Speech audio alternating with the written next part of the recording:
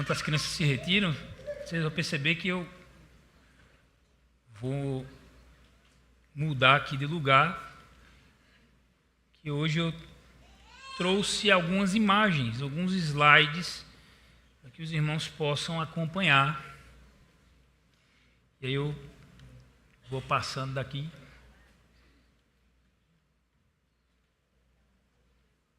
Pronto. Gente, por gentileza, obrigado, Júnior. Abra a sua Bíblia no Evangelho segundo Mateus, no capítulo 28. Nós leremos os últimos versos a partir do verso 18. Nós estamos em conferência missionária. Nosso tema é discípulos que fazem discípulos.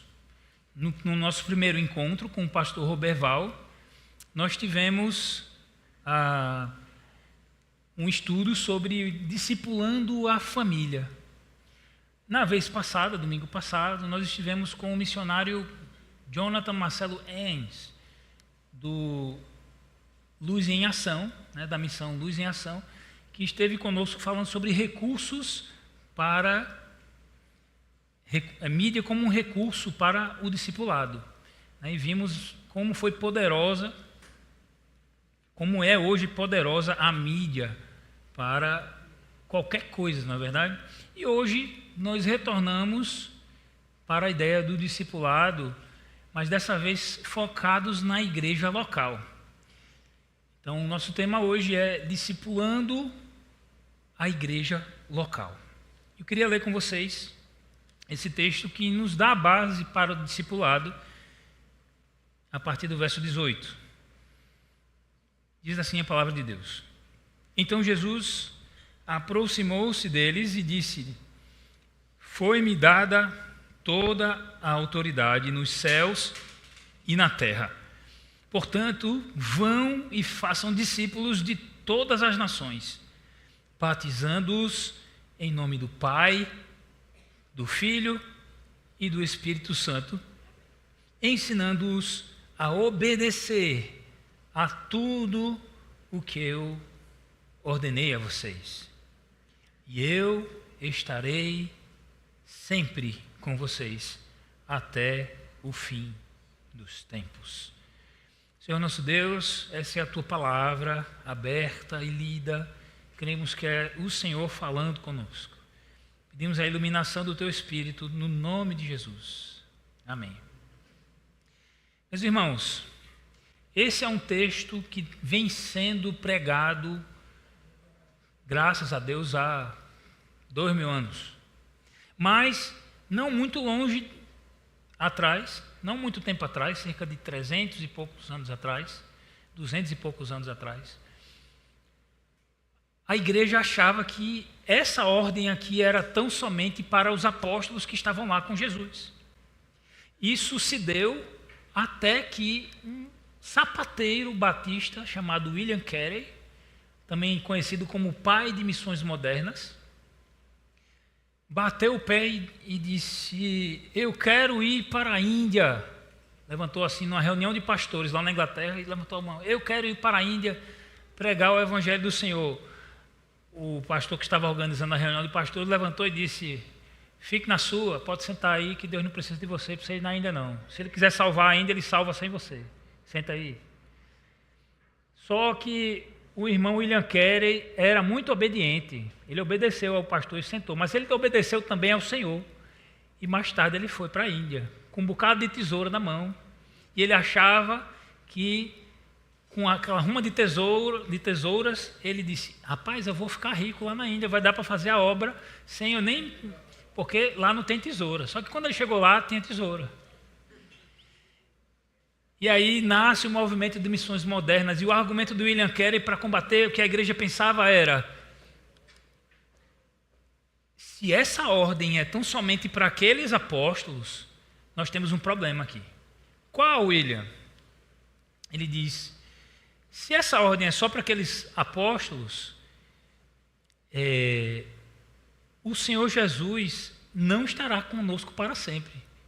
Ele estará só com os apóstolos para sempre. Ele não está com a gente. Então, se essa ordem foi só para os apóstolos, Jesus não está com a gente até os confins da terra, até a consumação dos séculos. E aí o pessoal começa a pensar, rapaz, talvez seja para a gente também, né? A gente não vai ficar sem Jesus, não é verdade? Então, isso é relativamente novo, do tempo moderno para cá. E ele foi missionário na Índia há muitos anos. E aqui, então, a gente encontra uma coisa atual. Qual é o objetivo da igreja? Fazer discípulos de todas as nações. Mas, especialmente esse texto, ele nos diz que isso se dá de duas maneiras. Jesus traz a estratégia. Ele diz, olha como é que se faz discípulos. Discípulos são feitos quando eles são batizados em nome do Pai, do Filho e do Espírito Santo. E eles são também ensinados a obedecer tudo que Jesus mandou. Isso é fazer discípulos. Só que para você batizar alguém, você sabe que você precisa evangelizar essa pessoa, não é assim? É ou não é? É. Então subentende-se aqui o processo de evangelismo. As pessoas vão ser evangelizadas. Só que os discípulos caminharam com o Senhor Jesus durante 3 anos. E eles sabiam que Jesus fez algumas coisas com relação ao discipulado. Jesus, ele chamou os discípulos. Em muitos textos você vê lá, Jesus chega lá e diz, ei, segue. E o discípulo começa a seguir a ele. Faz isso com Mateus, com os 12. Mas não só chamou eles, Jesus também ensinou a eles. Ensinou as Escrituras. Ele os exortou. Ele também os repreendeu quando erraram. Vê quando Pedro lhe diz, arreda, Satanás. Você cogita de coisa de homens. Vê quando vão pedir a ele um lugar melhor, ele diz, olha, eu não vim para cá ter um lugar melhor, como é que vocês querem ter um lugar melhor? Você tem que seguir o mestre. Ele também consolou os discípulos. Ele também restaurou os discípulos. Aquele Pedro que negou ele 3 vezes, ele disse, tu me amas, Pedro? E Pedro disse, eu te amo, Senhor. Ele restaura Pedro ali, fazendo Pedro se lembrar que não só negou Jesus 3 vezes, mas também que ele amava o Senhor Jesus 3 vezes. Jesus, além de restaurar, também enviou seus discípulos a Israel, as ovelhas perdidas da casa de Israel, lá em Mateus 10, em Lucas também. Jesus foi exemplo de como fazer discípulos para esses discípulos. Jesus orou com eles. Jesus comeu com eles, teve tempo com eles, gastou tempo, investiu tempo na vida deles. Jesus viajou com eles. Jesus amou eles. E nosso tema é justamente sobre o discipulado de uma igreja que começou com esses que foram discipulados com o Senhor Jesus. Esses apóstolos deram seguimento a essa prática de discipular. E para falar de discipulado, então, nós precisamos lembrar. Está funcionando aí? No meu não está, não. Opa, beleza, discipulado. O que é discipulado, gente? É ajudar alguém a seguir Jesus. Por que é importante lembrar disso? Porque tem muita gente fazendo discípulo de si mesmo. Tem muita gente querendo ensinar os outros a fazer como eu quero. Mas o nosso papel é ensinar as pessoas a fazer como Jesus quer. Mais do que isso, o discipulado também é influência. É exercer uma boa influência espiritual sobre um discípulo de Cristo. Então, você pode ser um discípulo de Cristo que ainda precisa aprender outras coisas, porque Jesus disse que se faz discípulos como? Ensinando a obedecer algumas coisas, né? Ensinando a obedecer poucas coisas, não é assim? Todas as coisas. Então, eu e você ainda temos áreas, coisas que nós precisamos desenvolver. E muitas vezes nós precisamos de influência dessas pessoas mais experientes do que nós, para poder alcançar Cristo, o que Cristo quer naquele período, certo?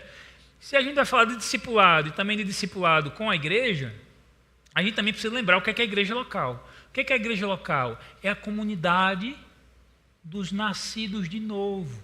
Por que eu botei nascido de novo? Porque às vezes a gente bota regenerado, a pessoa diz, o que é regenerado? É gerado de novo, nascido de novo, né, pelo Espírito. Então, a igreja é o quê? A comunidade dos nascidos de novo, batizados o quê? Biblicamente, que a gente é batista, né? Que se reúne periodicamente para adorar a Deus, anunciar o Evangelho e também para edificação e crescimento espiritual. O que isso quer dizer, pastor? Pode passar. Não está funcionando, não. Se quer dizer ali 3 relacionamentos diferentes. Um relacionamento com Deus, como igreja, nós adoramos a Deus e somos devotos dele, certo? A gente vê muito no Nordeste, eu sou devoto de santo tal, eu sou devoto de santo tal. Eu tenho um amigo que é missionário, ele diz, eu sou devoto de Jesus Cristo, nosso Senhor. Eu sou, você não é não? Outro relacionamento que a gente encontra com os não crentes, ou aqueles que ainda não foram regenerados. Qual o nosso relacionamento com essas pessoas, gente? De evangelização, de pregar o evangelho para eles. E o nosso terceiro relacionamento que a gente encontra ali na definição de igreja é que nós também nos relacionamos com o crente, para ter comunhão, para ter edificação, para juntos trabalharmos no discipulado, seguindo ao Senhor Jesus juntos, porque às vezes um está mais fraco, está precisando ser lembrado do que o Senhor nos ensinou, e a gente chega lá. Meus irmãos, e não pensem que isso acontece só com pessoas, membros da igreja. Isso acontece com pastores, com líderes, com missionários, que precisam ser lembrados. Ei, o Senhor Jesus disse isso aqui, pastor. Aí eu disse, é mesmo. Eu faço parte de um grupo específico que colocaram nesse grupo específico, é um grupo só com pastores, e nesse grupo colocaram lá uma mensagem que no final da mensagem a pessoa no vídeo soltava uns palavrões lá. Pá. Aí eu parei, olhei o vídeo, mostrei o vídeo para a Raine, esse vídeo aqui, Raine. A Raine, não, está tranquilo. Não está tranquilo não, porque no final tem um palavrão, né? Aí aquilo me incomodou. Fui lá, pastor, o vídeo precisa pensar melhor que vídeo a gente tem que colocar aqui. Tem um palavrão nesse vídeo. Não, mas pastores também erram. O pastor faz, sabe o quê? Me perdoe, meu irmão. Não vou botar mais não. Está tudo certo? Para mim está tudo certo. Corrigiu o erro, segue para frente. Nós precisamos desses relacionamentos, certo? E aqui, pode passar. A gente vai ter aqui os relacionamentos de discipulado, que são 6, que a gente vai trabalhar aqui hoje. Nós vamos fazer isso por meio de perguntas. Quem é o seu Senhor? Como é o seu relacionamento com o seu Senhor? Quem é você? Ah, pastor, eu sei quem eu sou. Será? Nós somos uma caixinha de surpresas até para a gente mesmo, não é verdade? Nós precisamos nos entender quem nós somos. Quem é o seu Barnabé? Barnabé foi aquele que chamou Paulo, como a gente já leu aqui no versículo 25 do capítulo 11 de Atos. Ele chama Paulo para perto e discipula Paulo. E daqui a pouco Paulo está passando na frente de Barnabé, né? Mas quem é o seu Barnabé? Quem é a pessoa que influencia você espiritualmente de uma maneira boa? E quem é o seu Timóteo? Quem é a pessoa que você influencia bem? Quem é a pessoa que você chama para perto e diz, ó, faz assim que é melhor? Quem é essa pessoa? Esse tipo de relacionamento que a gente está vendo aqui é o relacionamento de discipulado que nós encontramos na igreja. Onde está a sua Antioquia? Para você que não lembra, Antioquia foi a igreja que enviou Barnabé e Saulo para as missões. Era a igreja local deles. E qual é a sua? Onde está a sua Macedônia? Poucos talvez lembrem, mas Paulo estava planejando alcançar o mundo conhecido ali com o Evangelho. E ele diz, vou para Éfeso. E vai ser uma bênção, vou pregar ali tem uma tal de uma deusa Diana, muita idolatria, vou pregar o Evangelho. E aí a Bíblia diz que o Espírito Santo diz, vai não. E aí Paulo tem uma visão de um homem dizendo, passa a Macedônia e ajuda-nos. Aonde o Senhor está chamando você para servir? Aonde o Senhor está chamando você para servir?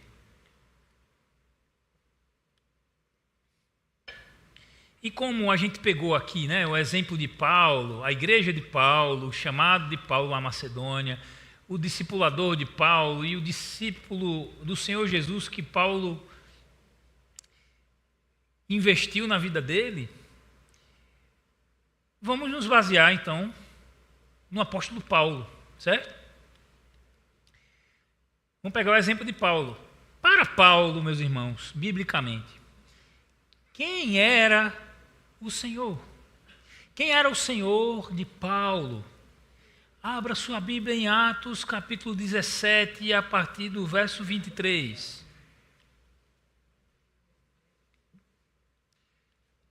A partir do verso 24, Atos 17, 24. Veja, fique afiado aí, viu? Espada para o ar hoje, Batista. Que hoje vocês vão abrir a Bíblia, viu? Atos 17, 24 diz, Deus que fez o mundo e tudo que nele há, é o Senhor dos céus e da terra, que não habita em santuários feitos por mãos humanas. Ele não é servido por mãos de homens como se necessitasse de algo, porque Ele mesmo dá a todos a vida, fôlego e as demais coisas. De um só Ele fez todos os povos, para que povoassem toda a terra, tendo determinado os tempos anteriormente estabelecidos e os lugares exatos onde deveriam habitar. Paulo, então, sabia quem era o seu Deus. Ele era o Deus que fez os céus e a terra, fez o mundo, o Senhor dos céus e da terra. Deus era soberano para Paulo. Em Colossenses, capítulo 1, verso 15, vai lá, onde a gente encontra Paulo nos mostrando quem era o seu Deus na pessoa do Senhor Jesus. Colossenses capítulo 1, versos 15 e 16, Paulo escreve, Ele é a imagem do Deus invisível, o primogênito sobre toda a criação, pois nele foram criadas todas as coisas, nos céus e na terra, as visíveis e as invisíveis, sejam tronos, sejam soberanias, poderes ou autoridades, todas as coisas foram criadas por meio dele e para ele. Ele é antes de todas as coisas e nele tudo subsiste. Ele é a cabeça do corpo, que é a igreja, é o primogênito, é o princípio e o primogênito dentre os mortos, para que em tudo tenha a supremacia. Esse era o Deus de Paulo, esse era o Senhor de Paulo. E na carta ao Timóteo, capítulo 1, verso 17, ele apresenta claramente que esse é o Rei eterno, o Deus único, imortal, invisível. Sejam honra e glória para todos sempre. É nesse versículo que a gente canta aquela música, ao Rei eterno, imortal, invisível, mas real, a Ele ministramos o louvor. Esse era o Senhor de Paulo. Nessa mesma carta, no capítulo 6, versos 15 Em 16 ele diz: Ele é o bendito e único soberano, o Rei dos reis, Senhor dos senhores, o único que é imortal e habita em luz inacessível, a quem ninguém viu nem pode ver. A Ele sejam a honra e o poder para sempre. Amém. Esse era o Deus de Paulo. Esse era o Senhor de Paulo. Mas não daria tempo de eu dizer tudo que Paulo disse que é o Senhor dele. Mas eu fiz um resumo aqui de alguns títulos que ele dá. E tudo que está aqui está escrito na Bíblia, tá? Para Paulo, Deus ele é o Criador, Ele é justo e justificador. Ele é o Deus que dá vida aos mortos, o Deus vivo, o Deus que concede perseverança e ânimo, o Deus que é o Deus da esperança, o Deus da paz, o Deus fiel, o único Deus sábio, Pai das misericórdias, Deus de toda consolação, Deus todo-poderoso, Deus de amor e paz, Deus salvador. Esse era o Deus de Paulo.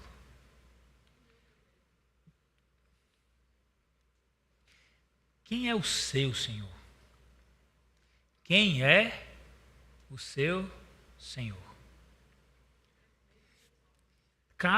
A irmã Kátia e a irmã Mirani vão distribuir para vocês nesse momento um papelzinho. Você não precisa responder ele agora não. Mas esse papelzinho aí tem um espaço para você responder quem é o seu Senhor. Quem é você? Quem é o seu Barnabé? Quem é o seu Timóteo? Quem é o seu... Onde está a sua Antioquia, a sua igreja base? Onde está a sua Macedônia, o lugar onde Deus chamou você para servi-lo? É um papelzinho pequeno. Talvez ele fique perdido no meio da sua Bíblia aí. Mas talvez você responda. E se você responder, nós vamos compreender melhor como é o discipulado na igreja local. Esse é o tema de hoje. Qual é o discipulado? Como é que nós discipulamos a igreja local? Resposta, meus irmãos, com relacionamentos. E nós vamos falar de 6 deles aqui. Mas tem mais. Esses 6 relacionamentos, eles vão mostrar como você está se envolvendo no que Deus fez, na obra de discipulado de Deus na sua igreja local. Aquele era o Senhor de Paulo. Quem é o seu Senhor?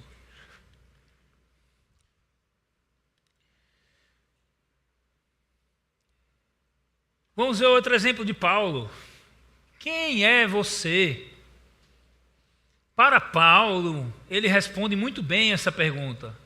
Em Romanos 1:1, ele diz: Paulo, servo do Senhor, ou servo de Deus. E a palavra servo aí é escravo. Quem é você, Paulo? Eu sou escravo do Senhor. Eu sou escravo do Senhor. No capítulo 14 de Atos, Paulo e Barnabé chegam a determinada cidade. E nessa cidade, as pessoas veem Paulo fazer um milagre. E esse milagre que Paulo faz com que essas pessoas olhem. Esse lugar é lá em Derbe, na cidade de Derbe, e as pessoas viram Paulo lá no capítulo 14, e elas veem Paulo fazer um milagre, mandando se levantar uma pessoa que não conseguia andar. E no verso 14, o texto diz que, do verso 11 seguinte, diz que o povo estava querendo adorar ele, se prostrando diante dele, dizendo que eles eram, olha só, os deuses vieram até nós. E aí Paulo, no verso 14 do texto diz, ouvindo isso, os apóstolos Barnabé e Paulo rasgaram as roupas e correram para o meio da multidão, gritando, homens, por que vocês estão fazendo isso? Nós também somos humanos como vocês.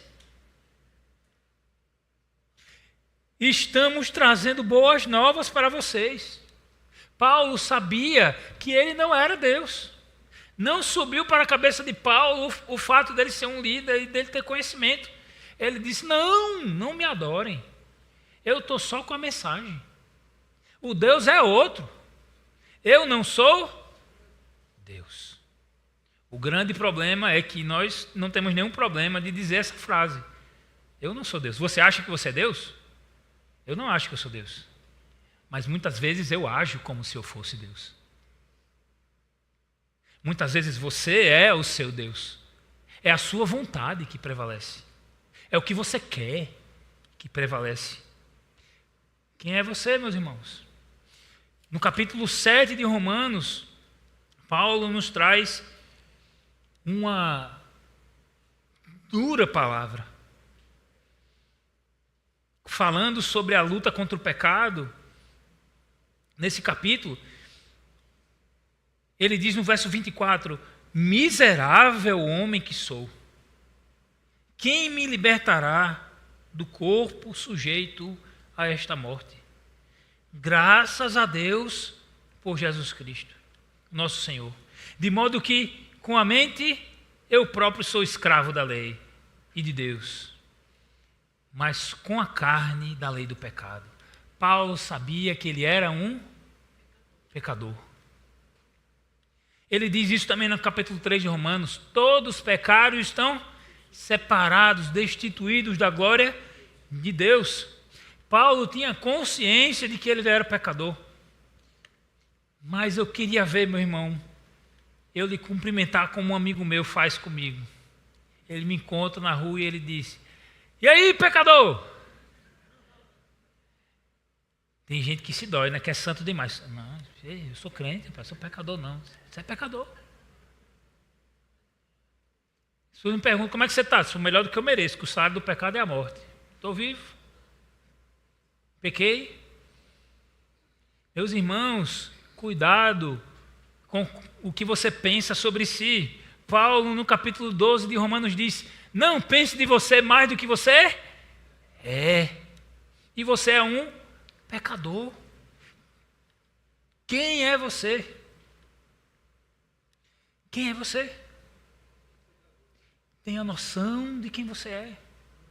Não somente um pecador, mas um pecador salvo pelo Deus eterno.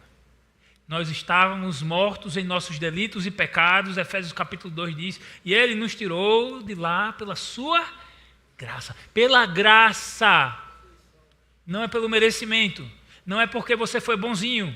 Não é porque você está vindo para a igreja, está dando seu dízimo. Não é porque você toma banho. É pela graça, sois salvos mediante a fé. E Paulo ainda completa, e isto não vem de vós, é dom de Deus. Porque se fosse de obras, ele diz, não de obras, para que ninguém, você ia ficar se achando. Se você pudesse se salvar, você ia ficar se achando. Eu me salvei, você viu que eu me salvei, né? Mas Jesus diz, bem-aventurados os pobres de espírito, porque deles é o reino dos céus. Pobre de espírito aqui significa aquele que não pode comprar a sua própria salvação, aquele que é incapaz de salvar a si mesmo. Esse é o pobre de espírito. Quem é você? Outro exemplo de Paulo, quem é o seu Barnabé? Abra aí, meu irmão, Atos capítulo 4, versos 36 e 37. A igreja estava começando a nascer, começando a se desenvolver, e muitos irmãos tinham comunhão e pensavam da mesma maneira, e a igreja crescia, e orava, e se discipulava, e ouvia a palavra. E o texto bíblico diz no verso 36, José, um levita de Chipre, a quem os apóstolos deram por nome Barnabé, que significa encorajador, vendeu um campo que possuía, trouxe o dinheiro e colocou aos pés dos apóstolos. Essa informação nos é dada não à toa, mas Lucas sabia quem era Barnabé. Lucas sabia que foi Barnabé que encorajou Paulo. Ele sabia que foi Barnabé que foi lá buscar Paulo, que estava meio encostado, e dizia: vem cá, vamos lá em Antioquia, vamos ensinar, eu sei que você conhece as Escrituras.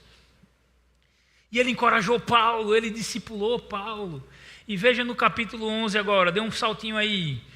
A partir do verso 22, o texto diz que Barnabé, esse é o texto que a gente leu aqui na hora das ofertas, foi a Tarso procurar Saulo. Meus irmãos, pense comigo. Hoje você vai numa cidade, é tranquilo, você manda um zap, você encontra a pessoa. Você liga.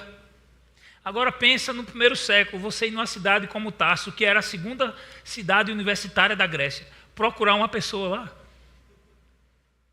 É claro, ele tem algumas pistas, ele foi provavelmente nas sinagogas, em lugares que ele poderia encontrar Paulo, mas pense comigo, foi uma viagem no primeiro século.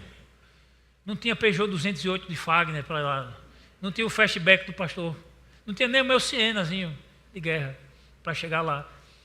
Mas Barnabé era um encorajador, era um homem que entendia a ordem do Senhor de fazer discípulos, e fazer discípulo não era só batizar, era também ensinar essas pessoas a obedecer tudo que Jesus mandou. Então ele pega, vou lá, Saulo precisa de alguém que acompanhe ele.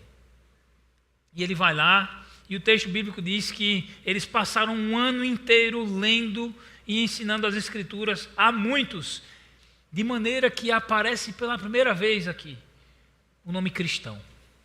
Em Antioquia, os discípulos foram pela primeira vez chamados cristãos.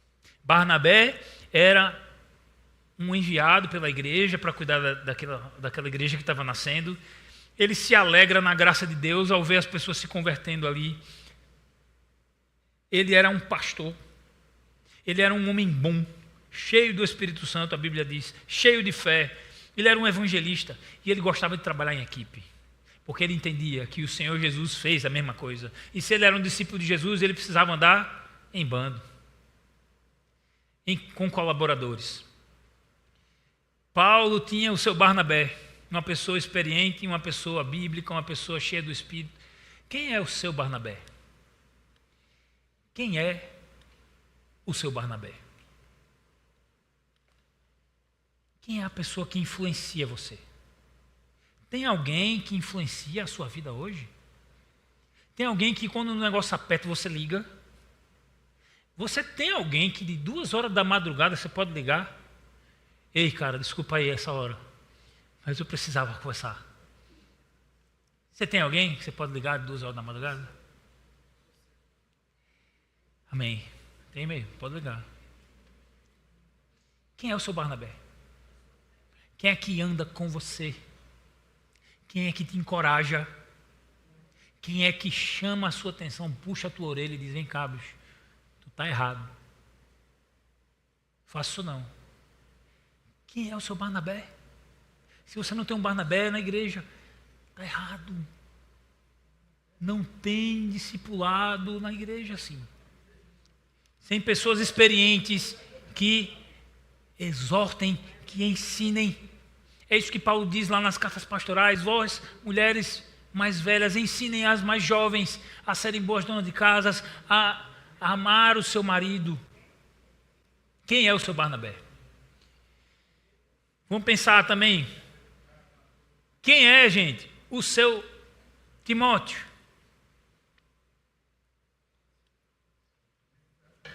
Quem é a pessoa que você influencia? Abra aí em Atos 16, capítulo 16, do verso 1 ao verso 4, diz: chegou a Derbe e depois a Listra, onde vivia um discípulo chamado Timóteo. Sua mãe era uma judia convertida e seu pai era grego. Isso significava que Timóteo não tinha sido circuncidado, porque esse era um costume dos judeus. Então, quando a Bíblia diz que o seu pai era grego e a sua mãe era judia e ela havia se convertido para o cristianismo, a Bíblia está nos dizendo que Timóteo não era uma pessoa circuncidada. Por que vem essa informação? O texto continua. Os irmãos de Listra e Icônio davam bom testemunho dele. Rapaz, Timóteo é um menino bom. Se fosse você, eu cuidava dele aí, encaminhava ele, encorajava ele. E Paulo já havia sido encorajado por Barnabé. E Paulo pensou, rapaz, talvez seja bom eu encorajar esse rapaz também. E o texto diz que Paulo, querendo levá-lo na viagem missionária, circuncidou por causa dos judeus que viviam naquela região, pois todos sabiam que o seu pai era grego. Nas cidades onde passavam, transmitiam as decisões tomadas pelos apóstolos no Concílio de Jerusalém e presbíteros, para que fossem obedecidas. Assim, as igrejas eram fortalecidas na fé e cresciam em número cada dia. Paulo e seus companheiros viajaram pela região da Frígia e Galácia, sendo impedidos pelo Espírito Santo de pregar a palavra na província da Ásia. Quem era o Timóteo de Paulo? Um jovem mancebo, um rapaz crente de bom testemunho, mas muito jovem ainda, que Paulo influenciaria e transformaria a vida daquele homem, o Senhor, pelo discipulado que Paulo teve com ele. Se você for olhar em Coríntios, 1 Coríntios 4, 17, em Filipenses 2, 19, em Tessalonicenses 3, 2, são textos que Paulo está dizendo, eu vou enviar Timóteo, nosso companheiro. Eu vou enviar Timóteo aí para vocês, para ajudar vocês. Timóteo tornou-se um cooperador do ministério de Paulo, em nível que as cartas pastorais que nós temos, 2 delas são para Timóteo. Tito também foi alguém influenciado por Paulo, mas Timóteo grandemente. E ele fala, meu filho na fé. Você pode dizer isso de alguém? Quem é o seu filho na fé? Quem é o seu Timóteo? Pense, se não tem esse relacionamento, está faltando. Tem uma lacuna, meus irmãos. Vocês precisam discipular e influenciar as pessoas também. Porque, caso contrário, outras pessoas vão influenciar seus filhos. Influenciem seus filhos em casa. Influenciem os jovens aqui da igreja. Se você não influenciar, meu irmão, vai ter quem influencie. Não se engane. Quem é o seu Timóteo? Quando você vê aí esse versículo de 2 Timóteo, capítulo 2, versículo 2, Paulo diz para Timóteo, e as palavras que me ouviu dizer na presença de muitas testemunhas, confia aos homens fiéis que sejam também capazes de ensiná-las a outros. Pode passar. Meus irmãos, aí nós temos 4 gerações nesse versículo. 4 gerações de discipulado. Paulo que ensinou a Timóteo, ele diz, olha Timóteo, as palavras que você me ouviu de mim, diante de muitas testemunhas, confia ela, ensine ela para quem? Homens fiéis. Que sejam não só fiéis, mas também capazes de ensinar a outros. Quando você discipula e tem seus Timóteos, eles também vão discipular. E é assim que continua o discipulado na igreja. Pode passar. Quem é o seu Timóteo? Quem você influencia hoje? Pode passar. Chegando no final, nós temos aqui, onde está a sua Antioquia? Antioquia nós já vimos naquele texto que fala de Barnabé e Saulo. Foi uma igreja que começou a crescer e ter seus discípulos ali. E essa igreja começa a ser uma igreja generosa, começa a ser uma igreja importante.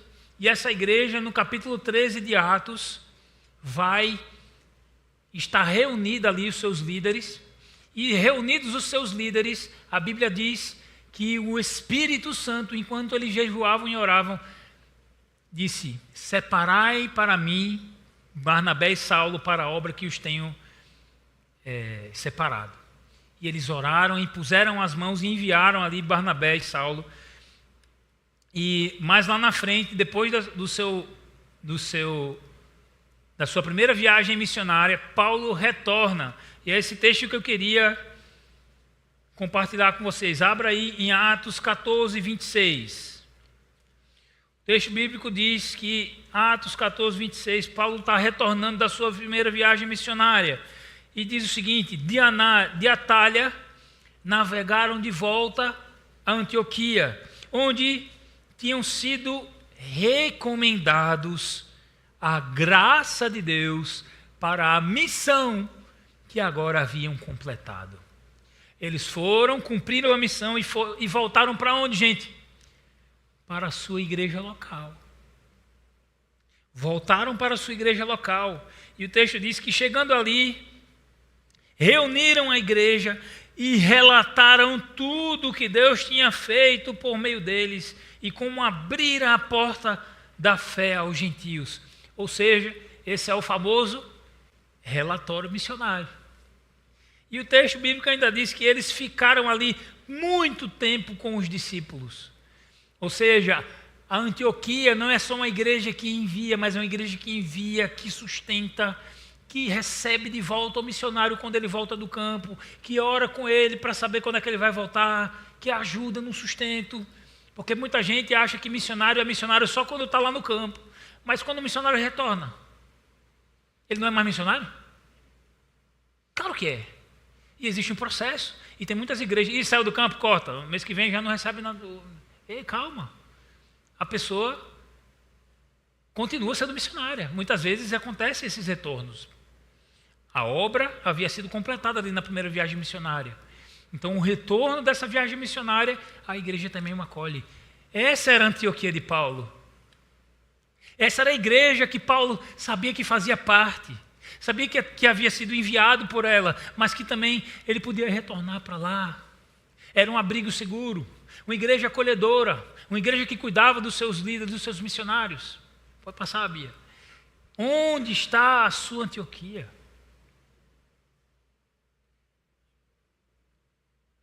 Você realmente se sente pertencente dessa igreja? Você precisa pertencer a essa igreja. Pode passar, Bia. E por último, onde é a sua Macedônia? Onde é que Deus chamou você para estar? Atos 16, capítulo 16, dos versos 6 em diante, o texto diz: Paulo e seus companheiros, Timóteo no meio, viajaram pela região da Frígia e da Galácia, tendo sido impedidos pelo Espírito Santo. Vocês já ouviram isso? Rapaz, eu queria fazer isso, mas Deus não deixa não. Já ouviram alguém falando uma coisa semelhante? Deus não deixa. Aí os cabras, que conversa é essa? Mas está na Bíblia. O Espírito Santo não deixou, impediu eles de pregar a palavra nessa província da Ásia, onde estava ali Éfeso. E quando chegaram à fronteira ali da Mísia, versículo 7, tentaram entrar então na Bitínia. E o texto diz de novo: mas o Espírito de Jesus impediu. Isso traz uma luz para nós. Às vezes, quando uma coisa não está dando certo, talvez a gente precise orar. Talvez a gente precise perguntar a Deus: será que é isso mesmo, Deus? Porque às vezes Deus está fechando a porta. Que a gente vive num país brasileiro, né, que é mais pentecostal do que gente. Né? Deus só abre portas, abre vitórias, dá vitória. Só que você vai para a Escritura, vitória só acontece 4 vezes no Novo Testamento. E as 4 vezes se referindo à vitória de Jesus na cruz. Deus fecha portas também. Deus faz coisas que nós não queremos também. Jesus experimentou isso. Lá no Monte das Oliveiras ele disse: Pai, se possível, passa de mim esse cálice. Contudo, seja feita a tua vontade. E o que é que Deus fez? A vontade dele. Nessa oração de Jesus, com 2 pedidos, ele só atendeu um.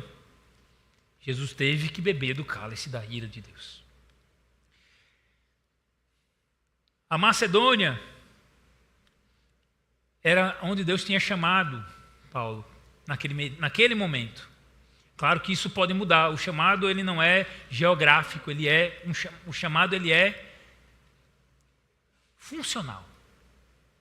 Ele é para a sua vocação. E o texto diz que, então, verso 8, contornaram a Mísia e desceram a Troade.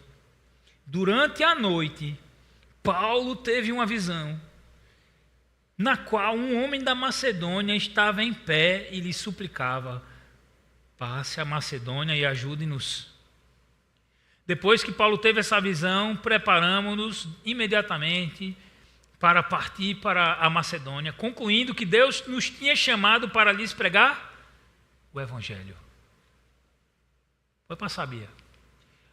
Onde é a sua Macedônia? Ali, na Macedônia, que Paulo estava resistindo, querendo ir para a Ásia, o que acontece? Paulo planta pelo menos 3 igrejas lá na Macedônia. Qual igreja? Filipos, Tessalônica e Bereia. Dessas 3, 2 têm cartas. A carta aos Filipenses e a carta dos Tessalonicenses.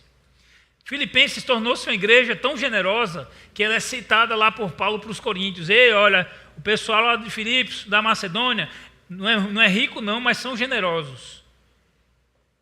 Eles são citados também na própria carta de Paulo, quando ele diz: eles renovaram o cuidado que tinham comigo.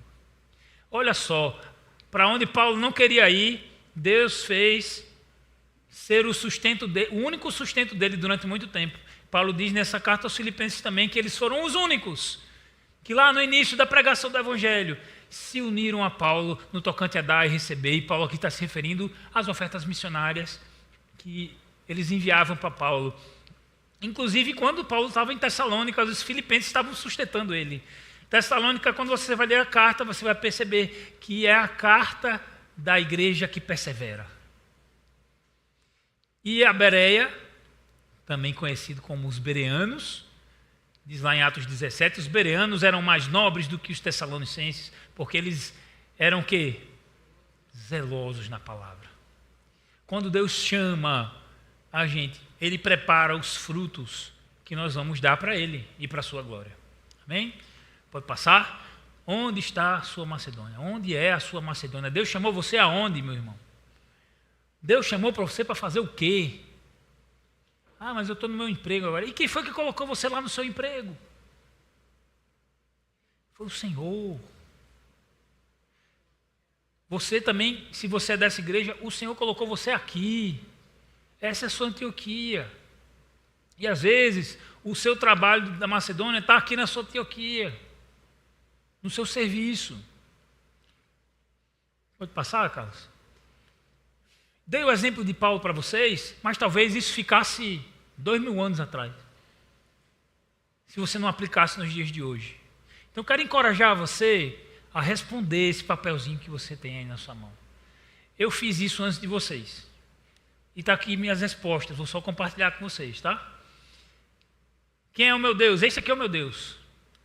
Ele é o Criador, é o justo e o justificador, é o Deus que dá vida aos mortos, o Deus vivo, o Deus que concede perseverança e ânimo, é o Deus da esperança, o Deus da paz, o Deus fiel, o único Deus sábio, o Pai das misericórdias, o Deus de toda consolação, o Deus todo-poderoso, o Deus de amor e paz, o Deus salvador, Deus justo, Deus santo, Deus poderoso, Deus soberano, o Deus das Escrituras. Esse é o meu Deus.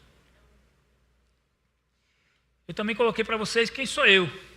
Eu resumi num versículo aqui. Fiel é esta palavra, é a palavra digna de toda aceitação. Cristo Jesus veio ao mundo para salvar os pecadores, dos quais eu sou o principal. Essa é a fala de Paulo, mas faço minhas as palavras dele. Eu sou o principal dos pecadores. Eu preciso ter essa visão de mim. Mas eu não sou apenas um pecador, eu sou um pecador salvo pelo sacrifício de Jesus e transformado para a sua glória. Mas quem é o meu Barnabé? Esse que vocês já conhecem muito bem, né? Isso pode mudar de tempos em tempos, tá, gente? Dependendo, talvez quando o Diego estava lá em Santos, ele tinha alguém que influenciava mais ele lá, né? E apesar dessa influência não ir embora, quando ele vem para cá, para Natal, ele também encontra outras influências. Assim foi comigo, já tive outros Barnabés, mas hoje o meu Barnabé é esse senhor aí, ó. Que vocês conhecem, o pastor Kleber Rodrigues de Lima. Hoje é ele que me influencia a minha vida, meu ministério. Mas eu não podia ser só influenciado, eu também tinha que influenciar. Direitos autorais aí, viu, amigo? Esse aqui é o meu Timóteo. Vocês conhecem esse rapaz aí? Está pregando aqui, ó. Está evangelizando ali, está tocando bateria. Foi lá em Caiçara do Norte desenrolar comigo uma missão. Aqui lá em Riachuelo, um curso de evangelismo, esse rapaz está lá. Isso aqui é a primeira viagem missionária desse rapaz. Uma cidade lá da Paraíba chamada Remígio. De lá para cá o bichinho não fica mais quieto não. Ó, isso aqui é ele ensaiando para um evangelismo que a gente fez aqui na praça. Isso aqui é ele. Isso aqui é ele trazendo o pai e a mãe aqui para a igreja a primeira vez. Eles já estão aqui na igreja, né? Tem mais gente. Isso aqui é nossa viagem missionária desse ano. Isso aqui foi lá em Serra Caiada. Isso aqui é no curso Perspectivas. E eu comecei a perceber, gente, que não cabia foto aqui. Aí eu pensei, rapaz, é meu Timóteo mesmo, isso aí, rapaz. Estou influenciando. Desde que eu cheguei na Embacisa. Pela misericórdia de Deus. E também porque não dá para influenciar quem não quer ser influenciado, né? Então, muito provavelmente, na resposta dele vai ter um Barnabé careca e barbudo, né? Esse aí, o missionário, o seminarista Carlos, que era um jovem mancebo, mas hoje é seminarista da igreja, trabalha, ajuda no sustento da casa dele, influenciou seus pais para estar aqui, sua irmã, seu cunhado, o tio, a esposa do tio, a menina do tio agora, o avô e a avó também, o poeta. Estou sentindo falta do poeta hoje. Por quê, gente? Ele entendeu que tem que influenciar. Esse aí é meu Timóteo. Vai passar. Essa aqui é minha Antioquia, ó. Você pode se procurar aí, você não vai se achar, mas eu estou achando minha careca ali, ó. Essa aqui é minha Antioquia. Que, espero eu, vai me enviar para a minha Macedônia. Onde é a minha Macedônia? Hoje, a minha Macedônia, vai passar, é a Tanzânia. Essa aqui é a cidade de Arusha. E nós estamos orando para em 2027 a gente ir para lá. E quando a gente voltar, a gente espera que a Antioquia esteja aqui para a gente contar, dar o relatório, ser abraçado, passar muito tempo com os irmãos também, até que venha a outra Macedônia. Certo? Por fim, meus irmãos, eu queria desafiar-lhe a pensar que o seu corpo precisa ter marcas de um discípulo. Se o discipulado na igreja local perpassa por ter um Senhor, por ter conhecimento de quem você é, por ter um Barnabé na sua vida, por ter um Timóteo, aquele que você influencia, por ter uma Antioquia a quem se ancorar nela, e por ter uma Macedônia, você precisa fazer isso tudo com essas marcas. Com o coração somente para Cristo. Com a mente transformada pela palavra. Com braços de amor para ajudar, suportar as dificuldades e as lutas dos seus irmãos. Com joelhos de oração, intercedendo. Com a voz para falar as boas novas. E com o espírito de servidão e de mordomia. Administrando o que o Senhor nos deu.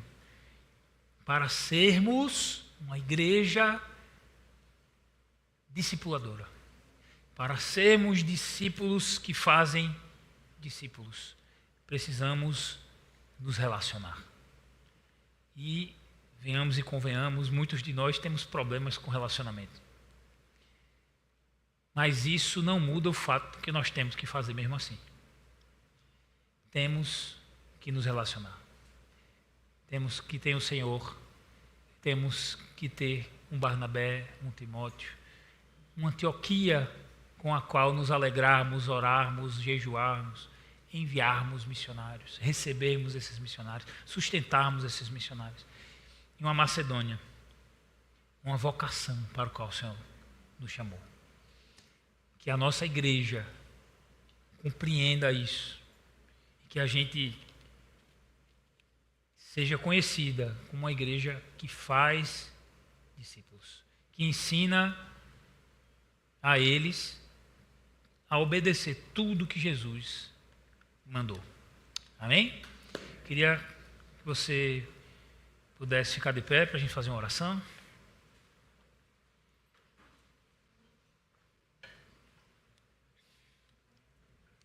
Senhor nosso Deus e Pai, nós somos gratos pela Tua palavra, que é poderosa para nos ensinar, para nos fortalecer e para nos lembrar de tudo que o Senhor mandou a gente fazer. Nós te pedimos, Pai, direção, porque Tu és o nosso Deus. Direciona a nossa vida. Direciona alguém para nos influenciar, Senhor, para nos ensinar as Tuas palavras. Direciona-nos, Pai, a sermos pessoas intencionalmente influenciadoras de pessoas que querem seguir o Senhor Jesus e a ajudar essas pessoas a seguir o Senhor Jesus. Nos ajuda a ter conhecimento da Tua palavra, de quem nós somos, da nossa limitação, mas que também nós temos o Teu Espírito que nos empodera, que nos fortalece para cumprir a Tua missão. Em nome do Senhor Jesus, nos ajude a ter pertencimento à Tua igreja local e a ter discernimento de onde o Senhor está nos enviando. E para o que o Senhor está nos chamando para servir. Se é na igreja local, se é fazendo missões, se é evangelizando, se é administrando, se é aconselhando, se é servindo de qualquer outra maneira na Tua igreja. Essa é a nossa oração no nome do Senhor Jesus. Amém.